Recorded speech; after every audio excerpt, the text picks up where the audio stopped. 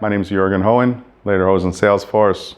It's a short thing on the new functionality of Salesforce Shield. Now you go, what's Shield? Is that a comic book?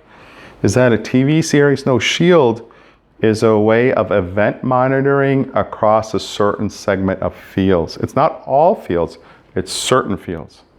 And it's to detect event of, say, a data breach, an IP address being logged into that's outside of range, right? It's event-based. And as you can see here, these are some of the events, right?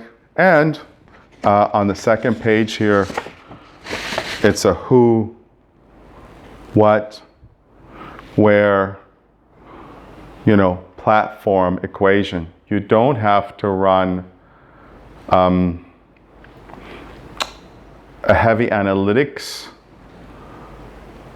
overload. You just run Salesforce Shield. And with that, I want to say thank you so much. Have a great day, and please subscribe.